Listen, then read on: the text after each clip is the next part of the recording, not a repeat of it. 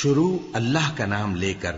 جو بڑا مہربان نہایت رحم والا ہے۔ جو لوگ اللہ اور اس کے رسول سے لڑائی کریں اور ملک میں فساد کرنے کو دوڑتے پھریں،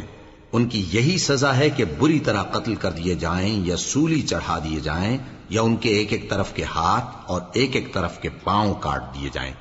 یا ملک سے غائب کر دیے جائیں۔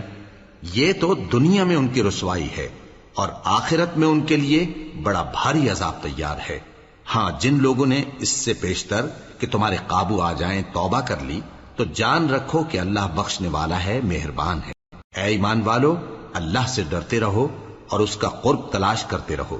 اور اس کے رستے میں جہاد کرو تاکہ کامیاب ہو جاؤ۔ جو لوگ کافر ہیں، اگر ان کے پاس روئے زمین کا سب مال و متاع ہو اور اس کے ساتھ اسی قدر اور بھی ہو تاکہ قیامت کے روز عذاب سے بچنے کا بدلہ دیں، تو ان سے قبول نہیں کیا جائے گا، اور ان کو درد دینے والا عذاب ہوگا۔ وہ چاہیں گے کہ آگ سے نکل جائیں مگر اس سے نہیں نکل سکیں گے، اور ان کے لیے ہمیشہ کا عذاب ہے۔ اور چوری کرنے والا مرد اور چوری کرنے والی عورت، ان کا ایک ایک ہاتھ کاٹ دو۔ یہ ان کے کرتوتوں کی سزا اور اللہ کی طرف سے عبرت کے طور پر ہے، اور اللہ زبردست ہے، صاحب حکمت ہے۔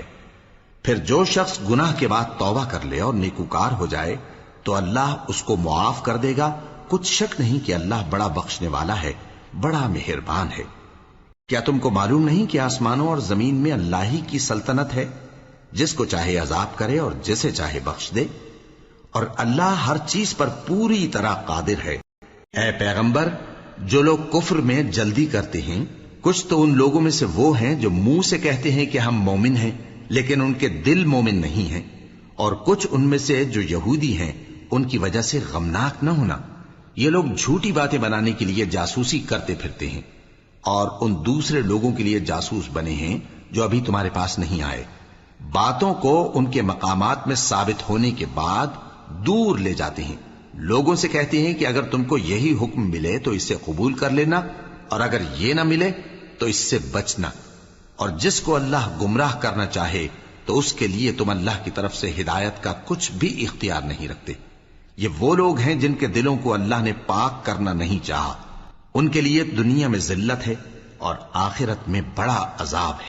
یہ جھوٹی باتیں بنانے کے لیے جاسوسی کرنے والے اور رشوت کا حرام مال کھانے والے ہیں۔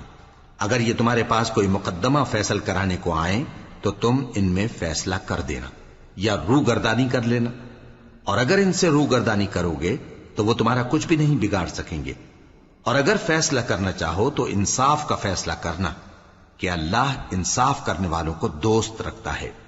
اور یہ تم سے اپنے مقدمات کیوں کر فیصل کرائیں گے جبکہ خود ان کے پاس تورات موجود ہے جس میں اللہ کا حکم لکھا ہوا ہے۔ یہ اسے جانتے ہیں، پھر اس کے بعد اس سے پھر جاتے ہیں، اور یہ لوگ ایمان ہی نہیں رکھتے۔ بے شک ہم نے تورات نازل فرمائی جس میں ہدایت اور روشنی ہے، اسی کے مطابق انبیاء جو اللہ کے فرما بردار تھے یہودیوں کو حکم دیتے رہے ہیں، اور مشائخ اور علماء بھی، کیونکہ وہ اللہ کی کتاب کے نگہبان مقرر کیے گئے تھے اور اس پر گواہ تھے، یعنی حکم الہی کا یقین رکھتے تھے۔ سو تم لوگوں سے مت ڈرنا اور مجھی سے ڈرتے رہنا، اور میری آیتوں کے بدلے تھوڑی سی قیمت نہ لینا، اور جو اللہ کے نازل فرمائے ہوئے احکام کے مطابق حکم نہ دے تو ایسے ہی لوگ کافر ہیں۔ اور ہم نے ان لوگوں کے لیے تورات میں یہ حکم لکھ دیا تھا کہ جان کے بدلے جان، اور آنکھ کے بدلے آنکھ، اور ناک کے بدلے ناک، اور کان کے بدلے کان، اور دانت کے بدلے دانت، اور سب زخموں کا اسی طرح بدلہ ہے۔ اب جو شخص بدلہ معاف کر دے وہ اس کے لیے کفارہ ہوگا، اور جو اللہ کے نازل فرمائے ہوئے احکام کے مطابق حکم نہ دے تو ایسے ہی لوگ بے انصاف ہیں۔ اور ان پیغمبروں کے بعد انہی کے قدموں پر ہم نے عیسیٰ ابن مریم کو بھیجا جو اپنے سے پہلے کی کتاب تورات کی تصدیق کرتے تھے، اور ان کو انجیل عنایت کی جس میں ہدایت اور نور ہے، اور تورات کی جو اس سے پہلی کتاب ہے تصدیق کرتی ہے،